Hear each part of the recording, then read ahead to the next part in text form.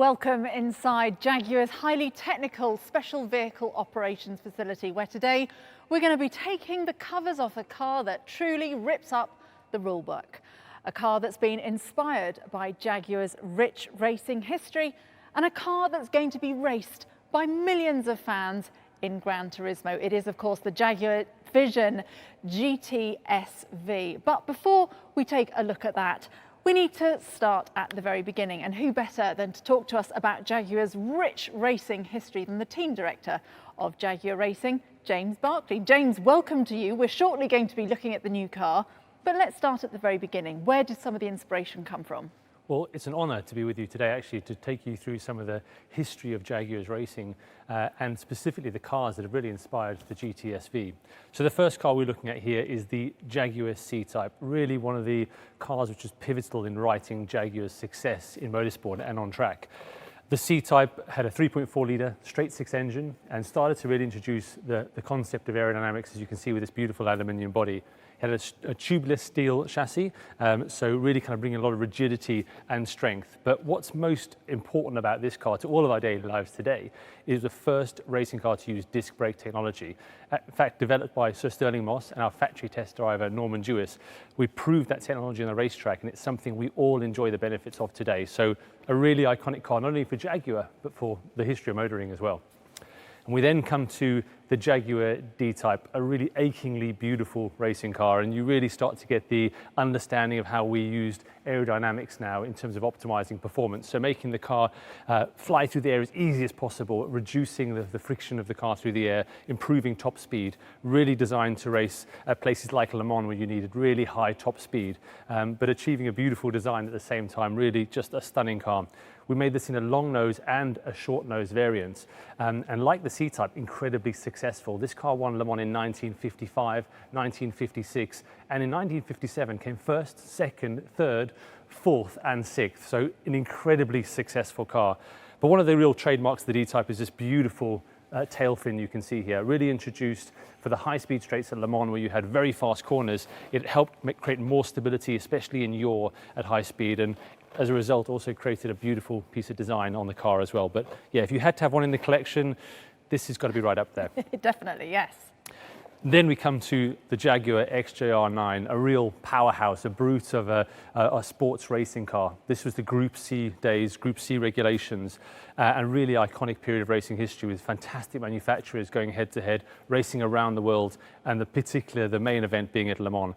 In one of the most iconic liveries of all time, the Jaguar Silk Cut livery, just beautiful. It's got to be up there as one of the most iconic liveries.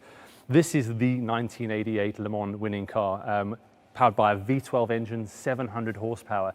But in its low configuration, it's Le Mans low downforce configuration to reduce basically drag and again optimize top speed. So you see this really low wing, and it's something you'll see in terms of inspiration for the GT SV shortly. The rear wheels covered again to reduce drag, make it as quick as it can be through the air.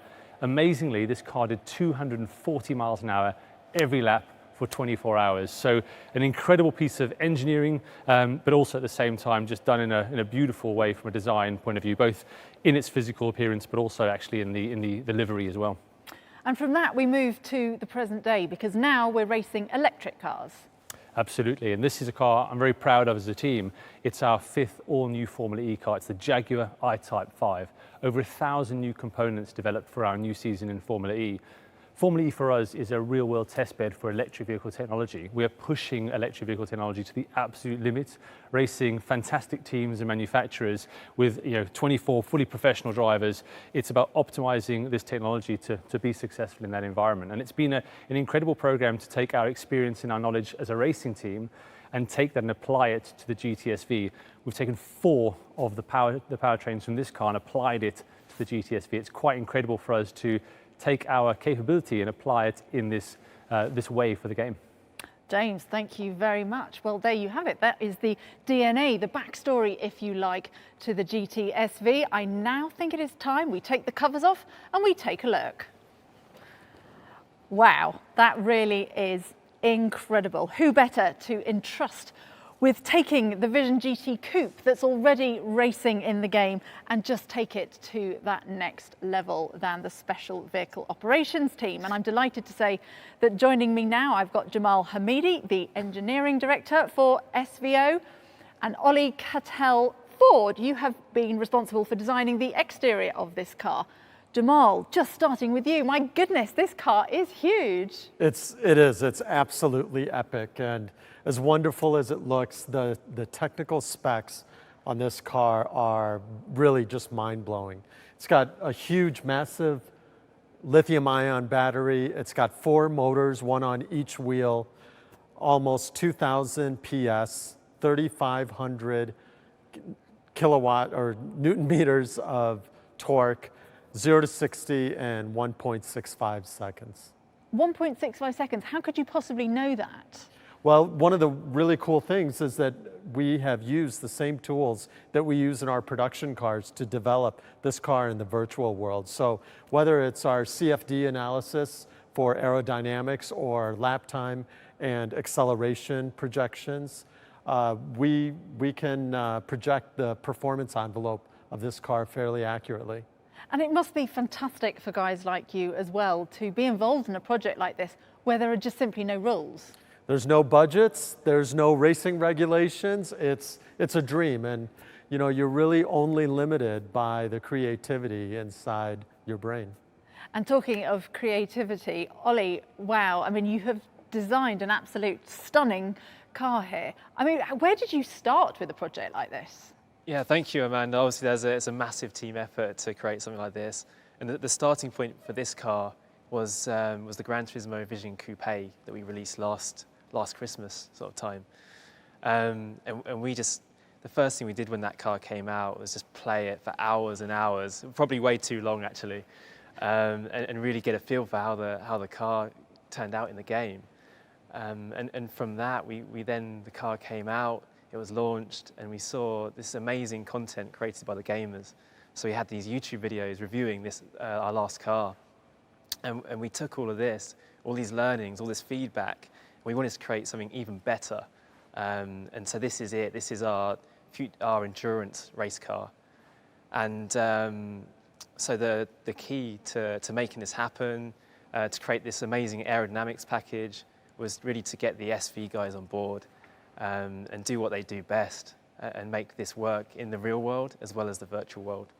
Now, I mean, it's a stunning piece of work, but we can't talk about what the car looks like without mentioning this absolutely enormous rear wing. Yeah, I mean, that's it. That's the first thing you notice from the last car is this big rear wing. And we love this design theme that my colleague Julio created. And it's the idea that you have the sculpture from the body side of the car runs through to the aerodynamics package. And so we took that and we worked with the SV team to actually get these real world aerodynamic sections and make it really work. It looks absolutely incredible, and the livery as well is beautiful. It's a sort of circuit board, is it? Yeah, so obviously we're so inspired by our Formula E and electric racing series. And so we really want to celebrate that with this sort of electric circuit board livery. And at the same time, it has these links to our heritage. So we have the dates dotted around the car. They're actually the dates that our heritage race cars came out. Oh, okay. So that carries on all the way through the car, I guess, to the front as well? Yeah, and throughout the car, we've linked our heritage into it. So the front fenders, for instance, they really reference the shapes that we had on our C-Type Jaguar. Well, it is absolutely incredible. Congratulations to both of you. But now the question that's on everybody's lips is, what is it like to actually race an electric car? Well, I'm delighted to say that I have the man here to tell me. Sam Bird. Sam, welcome. Now, you have just recently joined Jaguar Racing, and this is going to be your car this year. You've been involved with Formula E since the very beginning. What's it like to race an electric car? Hi, Amanda. Firstly, I'd like to take the time to congratulate the guys here because they've created an absolute beast. It looks absolutely incredible, guys. Well done. To drive a Formula E car is challenging, exciting, fast. Handling 250 kilowatts underneath my right foot certainly takes a lot of skill, especially on the fact that we're only racing on city circuits. 250 kilowatts. You've got one motor, you've got 4 motors in that. Yeah, one on each axle. That's going to be a serious challenge for everybody playing on Gran Turismo. This car is going to be an absolute beast in a straight line, and I can't wait to see what it's like in the game. But you're not unused to trialling new things, new technologies in your race car, are you? What's quite exciting actually, Amanda, is that there's technology already coming from the I-Type 5 and going into the virtual world in the game. There's a fibre called Type Fibre that we've used in my race seat for this season that is actually used in this car as well, which is really, really exciting. The fact that Jaguar is using, real life and going to futuristic projects. Now, we've just heard about how this car, they can simulate just how fast this is going to be. You're very used to using simulators in the world of racing. I mean, it wasn't that long ago that drivers were actually using Gran Turismo to learn circuits that they would soon be racing at. I was one of those drivers, Amanda. I used to use Gran Turismo back in the day on my PlayStation to learn the circuits.